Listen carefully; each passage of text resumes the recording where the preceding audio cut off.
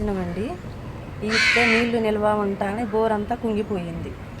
కనీసం పట్టించుకోవట్లేదు బోర్ కూడా. ఎవరు చూసిపోతున్నారు కానీ పట్టించుకోవట్లేదు సిబ్బంది కూడా.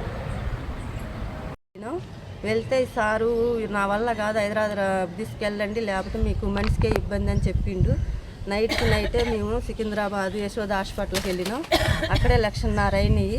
ఎవరు పట్టించుకున్న వాళ్ళే లేరు. మళ్ళీ తిరిగి ఇంటికి వచ్చినాక మళ్ళీ బాబుకి జ్వరం వచ్చింది. అప్పుడు ఎవరు పట్టించుకోలేదు. దీనివల్ల మేము బతకాలన్నా సావాలన్నా మీరే చెప్పండి. ఎవరు పట్టించుకునే నాదుడే లేడు. ఈ మురికిని ఎప్పుడు క్లియర్ చేస్తారో చూడండి.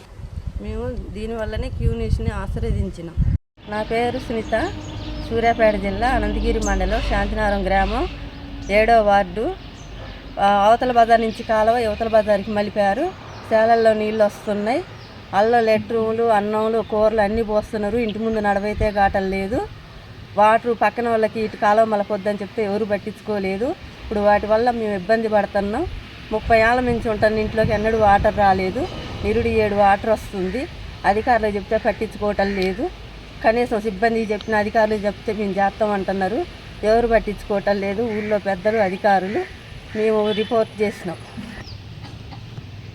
ఈ మురికి వల్ల మాకు ఇంట్లో ఇబ్బందులు అయినాయి. జ్వరాలు బాగా వచ్చినాయి. ఎన్నడూ ఇబ్బంది కానంత అయినాయి. 2 లక్షలు అయినాయి. నుంచి వస్తాయి, ఎట్టొస్తాయి? మేము పేదవాళ్ళం. మమ్మల్ని ఆదుకునేది ఎవరు లేరు. కనీసానికి రిపోర్ట్లు చూసైనా మీరు స్పందిస్తారని చూస్తున్నాం. క్యూ న్యూస్ ఛానల్లో పనిచేయటకు అనుభవం గల సీనియర్ వీడియో ఎడిటర్స్ కావాలను సంప్రదించవలసిన నెంబర్ 8688926084.